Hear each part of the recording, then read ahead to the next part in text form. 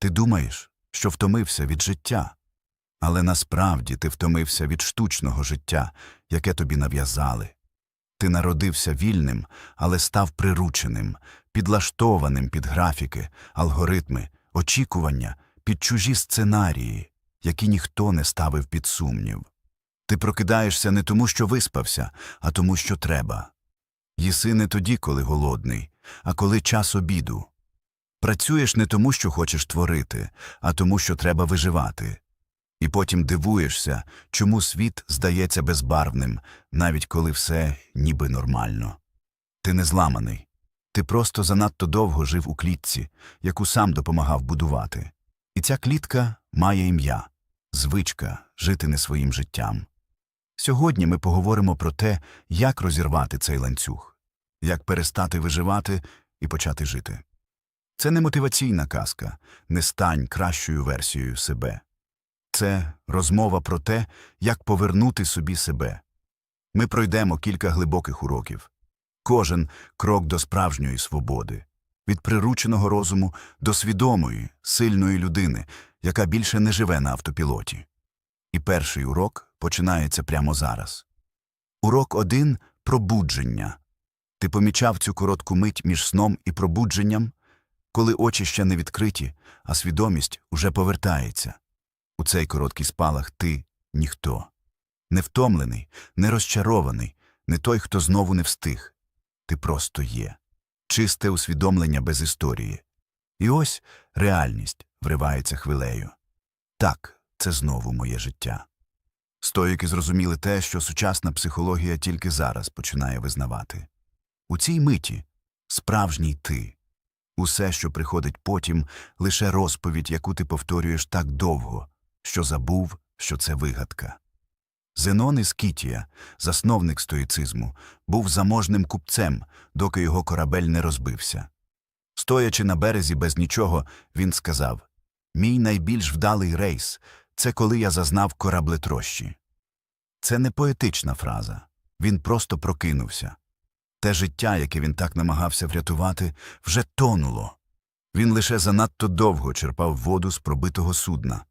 Подивись на своє життя чесно, не через фільтри соцмереж. Не на ту версію, яку ти показуєш людям, а на справжню, ту, де ти сам із собою, коли не спиш о 2-й ночі. Ту, де ти настільки звик до розчарування, що вже не помічаєш його. Ту, де твоя найчастіша молитва звучить як завтра. Ти не зламаний. Ти просто втомився брехати собі. І це не кінець, це початок. Є версія тебе, яка ніколи не здавалась. Яка обирала сміливість замість комфорту, доки це не стало її природою. Вона не десь у майбутньому, вона всередині тебе, задихаючись під усіма «не можу», «ще не час», «я не готовий». Оце стискання в грудях – не тривога.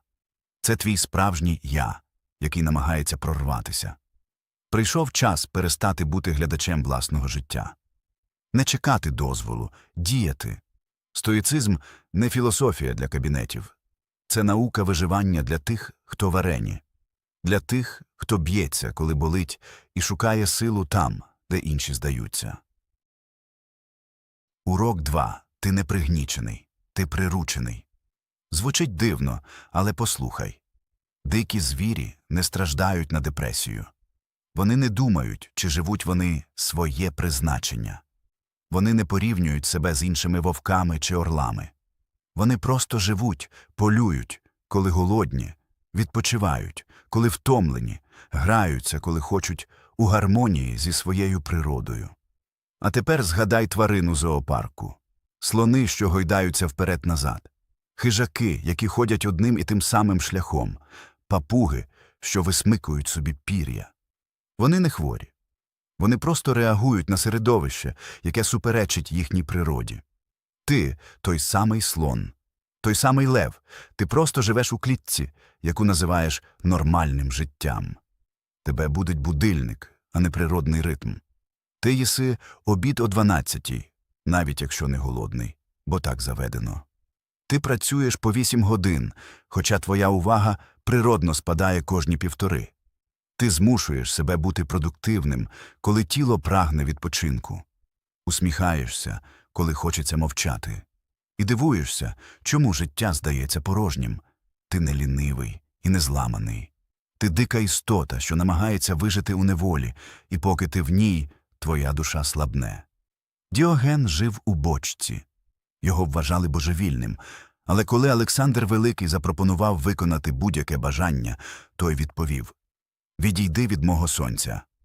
Він не дозволив нікому приручити себе, ні імперії, ні думці більшості. І саме тому був вільним. Ти не мусиш жити в бочці, але маєш чесно запитати, які частини твого життя справді твої, а які просто програма, яку ти виконуєш, щоб бути як усі. Урок 3. Ти звик до болю. Ніхто не говорить про це вголос, але ти став залежним від власних страждань. Не тому, що вони приносять задоволення, а тому, що вони знайомі, звичні, безпечні. Ти навчився пояснювати ними все – свої зупинки, страх, нерішучість. І навіть не помітив, як біль став твоїм виправданням. Стоїк Клеанф, коли буря розтрощила його корабель, сказав: «Доля хоче, щоб я філософствував без зайвих відволікань». Він не заперечував реальність, просто відмовився робити трагедію центром життя. А ти побудував храм своїй болі і щодня ставиш там свічку. Послухай, як ти описуєш себе: «Я тривожний, у мене завжди все складно, мені не щастить». Це не просто констатація, це самоідентифікація. І поки ти повторюєш ці фрази, ти зміцнюєш клітку, в якій сидиш. Біль став зручним. Він пояснює, чому ти не дієш. Він виправдовує, чому не змінився. Адже якщо ти зламаний, то ніхто не очікує від тебе руху вперед. Це ж комфортно – жаліти себе, замість того, щоб ризикувати. Ти шукаєш не вихід, а підтвердження. Гортаєш стрічку, дивишся відео про вигоряння і тривогу, аби почути: «Так, це нормально». І справді, нормально. Але не нескінченно. Стоїки вчили не заперечувати страждання, а не давати йому статус правителя. Біль – не особистість, це просто сигнал. Як біль у м'язах після тренування. Він не покликаний керувати, він лише нагадує, що живеш. Спробуй один день прожити без того, щоб говорити або думати про свої труднощі. Жодного «мені важко». Жодного «знову не вийшло». Помітиш, як часто тягне озвучити біль, ніби без нього ти зникнеш. Оце і є залежність. Не від страждання, від ідентичності того, кому болить. Поверни собі силу. Замість доводити, що все погано, доведи, що ще можеш. Не ігноруй біль, просто не годуй його увагою. Твоя історія не про виживання, а про відродження. Сенека казав: «Ми страждаємо більше у своїй уяві, ніж у дійсності». Тож замість повторювати старий сюжет, створи новий. І коли прийде чергова хвиля смутку, не пірнай у неї. Стань тим, хто спостерігає, а не тим, кого зносить течія. Бо справжнє визволення починається не тоді, коли біль зникає, а коли ти перестаєш з ним ототожнюватися. Урок 4. Невидима клітка потенціалу. Усередині тебе величезна сила, яку ти називаєш потенціалом. Але замість використати її, ти її охороняєш. Немов дорогоцінність, яку боїшся подряпати. Ти переконуєш себе, що чекаєш ідеального моменту, але насправді просто боїшся побачити, що буде, якщо спробуєш. Стоїки казали: спочатку скажи собі, ким хочеш бути, а потім роби те, що для цього потрібно. Дві прості дії, але більшість людей застрягають на першій, бо другий крок змінює все. Ти ховаєшся за розмитими бажаннями. Хочу успіху. Але що це означає? Хочу змін. Яких саме? Туман – це щит. Поки мета не має форми, ти можеш нескінченно готуватись, планувати, читати, думати, але не діяти. Ти не боїшся поразки, ти боїшся з'ясувати, що навіть перемога не дасть того, чого шукаєш. Що вершина, на яку так довго дивився, просто інший схил. Тому залишаєшся внизу, роблячи вигляд, що готуєшся до підйому. У цьому і полягає пастка потенціалу. Коли сила не використовується, вона не зберігається, вона гниє. Невикористаний талант перетворюється на гнів. Нереалізоване бажання – на тривогу. Невисловлена думка – на самозневагу. Люди бачать у тобі цю приховану енергію, вони відчувають, що ти можеш більше, ніж робиш. Але вони не можуть дотягнутись до справжнього тебе, бо ти за склом власного страху. Ти не живеш, ти репетируєш життя. Готуєшся стати кимось, але не помічаєш, як минають роки в підготовці. Достатньо одного кроку, щоб зруйнувати клітку. Зроби те, що не вмієш. Вийди публічно з недосконалим результатом. Дай собі право виглядати смішно, невпевнено, недосвідчено. Нехай світ побачить тебе не готовим, зате живим. Твоя майстерність народжується не в тиші й плануванні, а в помилках і реальних зіткненнях із життям. Поки ти готуєшся бути, інші вже стають. Ти не повинен бути досконалим, лише справжнім. Перестань жити у відкладеному часі. Не після того, як. Не коли настане слушний момент. Життя – не репетиція. Це вже сцена. Почни діяти, навіть якщо всередині тремтить. Бо тремтіння – це не слабкість, це доказ, що ти живий. І поки ти чекаєш впевненості, інші творять історію. Кожен день без дії – це день, коли потенціал перетворюється на пил. Не бережи його. Використай. Не вкладай енергію в фантазії, спали її в реальності. Стоїцизм учить – дія – єдина форма істини. Тому перестань готуватися до життя. Живи. Урок 5. Дозвіл, на який ти досі чекаєш. У кожного з нас є щось, що ми хочемо зробити, але не починаємо. Ми чекаємо знаку, схвалення, правильного моменту. Але ось правда, ніхто не прийде і не скаже тобі «можеш». Пора. Стоїки називали це прогайресіс – сила вибору. Єдина річ, над якою ми маємо повний контроль. Не події, не думки інших. Лише власне рішення – діяти чи не діяти. І більшість із нас віддала цю силу. Ми дозволили іншим вирішувати, коли нам можна. Чекаємо, поки батьки визнають. Поки партнер скаже «вірю в тебе». Поки керівник дасть дозвіл, поки життя стане спокійним, поки обставини складуться. Але всі ці люди зайняті своїми битвами. Їм не до твоїх дозволів. І навіть якби вони захотіли, не можуть дати тобі те, що існує лише всередині тебе. Ти чекаєш не сигналу. Ти чекаєш впевненості. А впевненість не приходить до дії, вона приходить після неї. Ти кажеш «почну, коли буду готовий». Але готовність – це міраж. Вона з'являється тільки тоді, коли ти вже в дорозі. Стоїки не чекали зручності. Вони діяли, поки було страшно. Бо розуміли, якщо чекаєш, поки страх зникне, не рушиш ніколи. Коли ти відкладаєш початок, ти тренуєш безсилля. З кожним днем, ще трохи пізніше, твій мозок звикає до пасивності. І навіть коли двері відкриваються, ти стоїш, бо не впевнений, чи маєш право увійти. Подивись на людей, яких поважаєш. Вони не були впевненими. Вони діяли, малювали, не знаючи, чи це мистецтво, писали, не будучи письменниками, починали, не маючи гарантій. Їх ніхто не допускав, вони самі дозволили собі бути. Спробуй зробити це зараз. Напиши, зателефонуй, почни, заверши, опублікуй, вимов. Не коли стане ідеально, а сьогодні. Не тоді, коли зникне страх, а коли ти відчуєш, що досить тиші. Твоє життя не потребує дозволу інших. Достатньо одного – твого. Стоїцизм вчить, свобода – це не відсутність перешкод, а здатність обирати попри них. Отже, перестань питати в світу «можна?».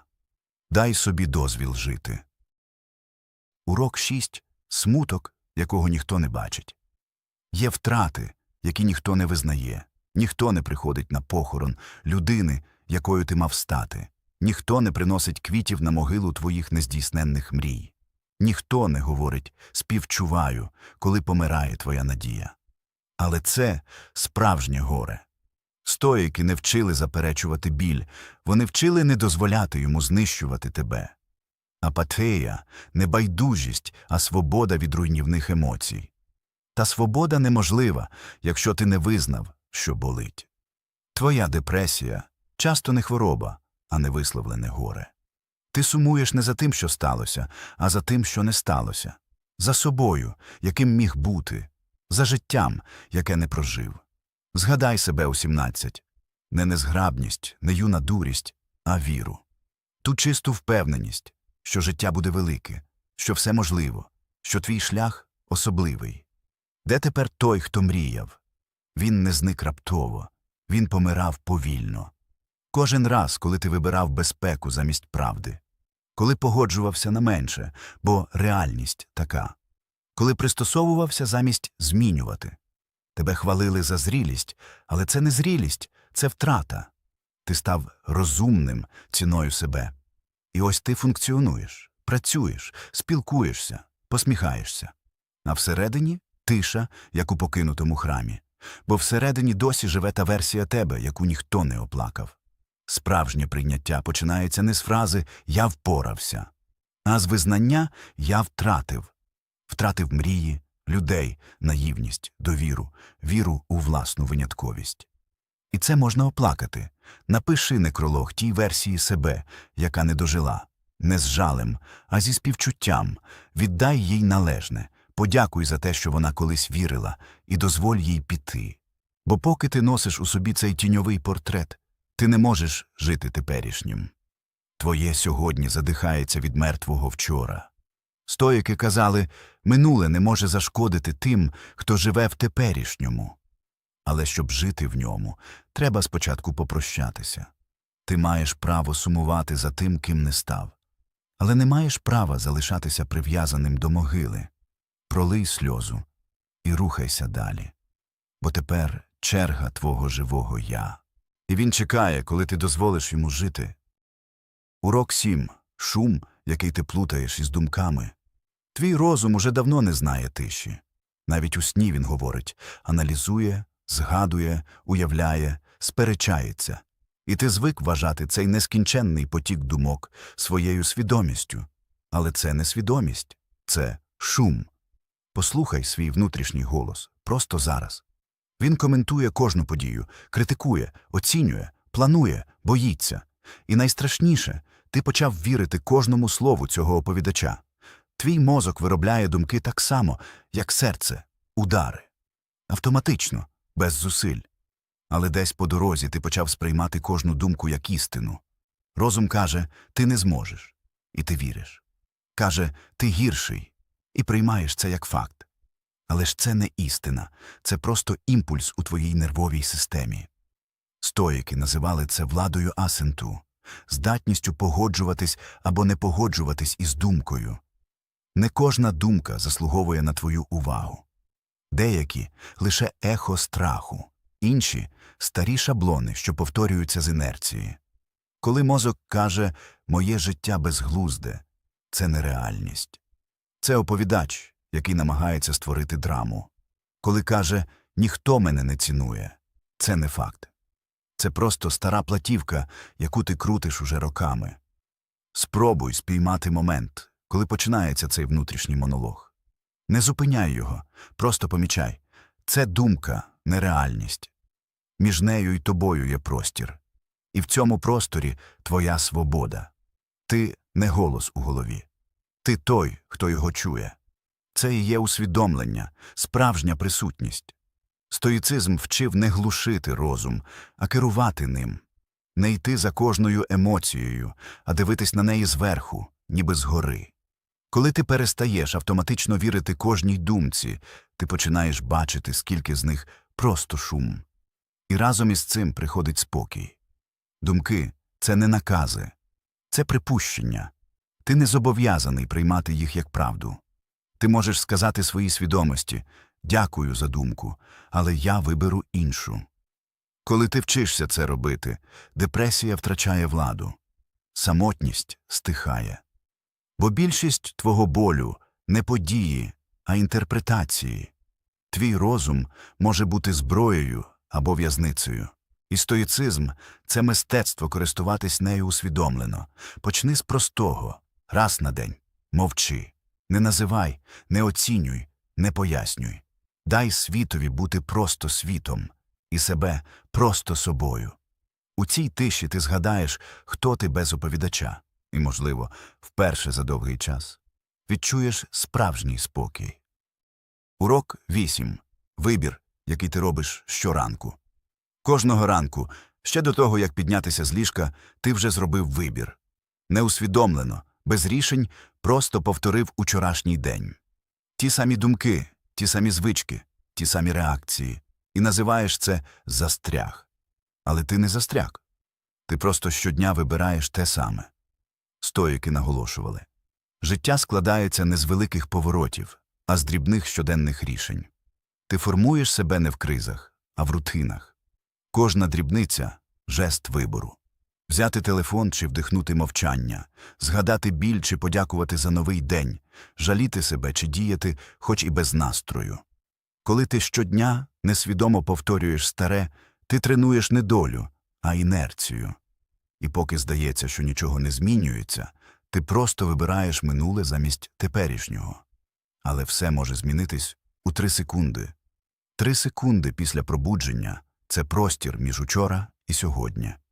У ці 3 секунди ти можеш запитати себе, ким я хочу бути сьогодні. Не ким повинен, не ким був, ким хочу. І зробити 1 крок у тому напрямку. 1. Не 100, не 10. 1. Стоїки розуміли. Дія народжує стан, а не навпаки. Не чекай натхнення. Воно приходить до тих, хто вже діє. Не чекай впевненості. Вона з'являється після першого кроку. Не чекай, поки пройде страх, він стихає лише тоді, коли йдеш крізь нього. Твоя апатія – не вирок, це просто відсутність руху. Твоя самотність – не покарання, це сигнал, час відкритися. Твоя втома від життя – не старість, а наслідок вибору не жити активно. Тож завтра, коли прокинешся, не дозволяй учорашньому дню писати сьогоднішній сценарій. Не шукай великих змін, створи маленьку. Не думай, що ти змінюєш життя, просто зміни момент. Бо саме момент і є життя. Перед сном зроби ревізію дня. Згадай, скільки разів ти діяв свідомо, а скільки на автопілоті. Не засуджуй себе, просто помічай. Усвідомлення – перший крок до свободи. Стоїки казали, ми не стільки живемо, скільки вчимося жити. Кожен ранок – новий урок цього мистецтва. І якщо завтра, відкривши очі, ти просто згадаєш цю думку, ти вже зробив вибір. Не чекай натхнення, обери дію і зроби її зараз. Урок 9. Дисципліна, що дарує свободу. Більшість людей думають, що дисципліна – це в'язниця, що вона позбавляє радості, стискає життя до правил і заборон. Але стоїки знали, дисципліна – не кайдани, а ключ. Ключ від хаосу, від страху, від безсилля. Коли ти недисциплінований, ти не вільний. Тобою керує все, що сильніше за твою волю. Емоції, лінь, випадкові бажання, чужі очікування. Ти реагуєш, а не обираєш. Ти ніби пасажир у власному житті, яке постійно везе тебе не туди, куди ти хотів. Справжня свобода – не робити, що заманеться. Це мати силу зробити те, що потрібно, навіть коли не хочеться. Епіктет, колишній раб, казав, ніхто не є вільним, якщо не володіє самим собою. І він знав, про що говорить, бо людина може втратити все – майно, роботу, близьких, але поки вона контролює свій розум, вона залишається непідкореною. Дисципліна – це внутрішній порядок. Вона не обмежує тебе, вона звільняє від зайвого, від сумнівів, від розпорошеності, від безсилля. Вона створює простір, у якому розум може бути спокійним, а воля – дієвою. Коли ти дисциплінований, ти не раб настрою. Ти можеш бути втомленим, але діяти. Можеш сумніватися, але продовжувати. Можеш боятися і все одно крокувати вперед. Більшість людей програють не тому, що слабкі, а тому, що живуть за принципом «коли буде настрій». А стоїк живе за принципом «роблю, бо вирішив». Дисципліна – це міст між намірами і результатом, між «хочу» і зробив. Вона не знищує спонтанність, вона дає їй напрямок. Щоранку, коли ти обираєш дисципліну, ти обираєш свободу від хаосу. Бо саме хаос забирає енергію, створює тривогу і вбиває волю. Парадокс простий. Чим суворіше ти з собою в дрібницях, тим спокійніше почуваєшся у великому. Бо знаєш, можеш довіряти собі. Сенека писав: «Наймогутніший – той, хто володіє собою». І це не про силу тіла, це про силу духу. Дисципліна – це не про ідеальність. Це про вірність власному рішенню, навіть коли ніхто не дивиться. І коли ти навчаєшся цього, відчуваєш справжню легкість. Без провини, без самозневаги, без хаосу. Дисципліна не ворог свободі, вона – її форма. Бо тільки людина, що керує собою, може дозволити собі жити як хоче. Урок 10. Ти вирішуєш свій день. Жодна сила у світі не визначає, яким буде твій день, окрім тебе. Не обставини, не настрій, не погода, не чужі слова. Лише твій вибір. Щоранку ти стоїш на перехресті двох доріг. Перша – звична – реагувати. Злитися, виправдовуватись, дозволяти подіям керувати собою. Інша – свідома – діяти. Бути тим, хто визначає тон і напрямок. Стоїки говорили просто: ми не можемо контролювати події, лише свою реакцію на них. І саме в цій реакції народжується твоя сила. Ти не можеш змінити шум навколо, але можеш створити тишу всередині.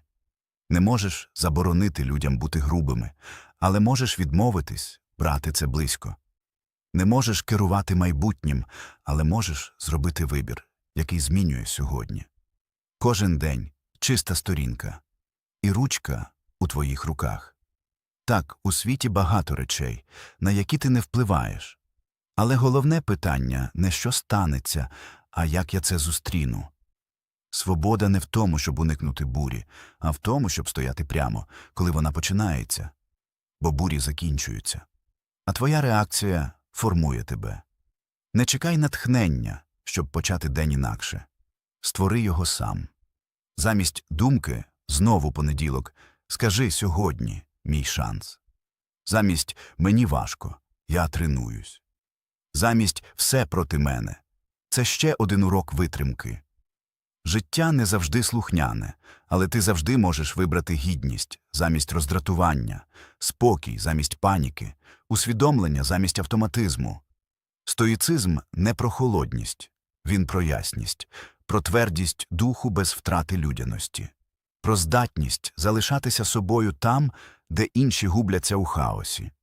Ти не об'єкт обставин, ти їх спостерігач і творець реакції. І кожного разу, коли ти вибираєш розум замість імпульсу, ти переписуєш свою історію. Тож завтра, коли прокинешся, згадай, цей день не тягар, не випадковість, не покарання. Це поле, де перевіряється твоя майстерність. І від тебе залежить, чи стане він ще одним звичним днем, чи днем, коли ти взяв кермо у власні руки. Бо кожен день – це мініатюрне життя. І якщо ти навчився керувати одним днем, ти вже навчився керувати всім життям. Ти вже не той, ким був на початку цього шляху. Ти прочитав ці уроки не просто очима, ти впізнав себе між рядків.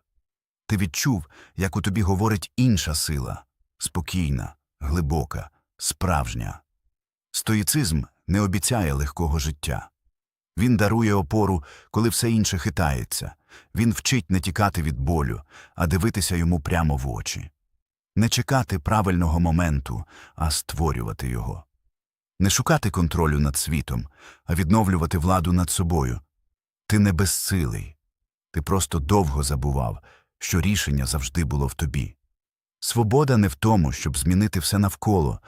Свобода – це вміння залишитись собою, навіть коли навколо темрява, сумніви й шум. І кожен ранок – це ще один шанс. 3 секунди, перш ніж знову повернеться старий світ. 3 секунди, щоб згадати. Ти не спостерігач, ти творець. Не просто слухай ці слова, проживи їх. Не просто думай, дій. Не просто чекай, обирай. Бо ніхто не проживе цей день за тебе. Ніхто не змінить тебе, крім тебе. Ніхто не напише твою історію, якщо ти не візьмеш перо. Якщо ці слова відгукнулися, натисни вподобайку, підпишись, щоб не пропустити нові відео, і напиши в коментарі коротко «Я обираю жити свідомо». Ці 3 слова – твій початок. Не завтра, не потім, сьогодні. Дякую за перегляд.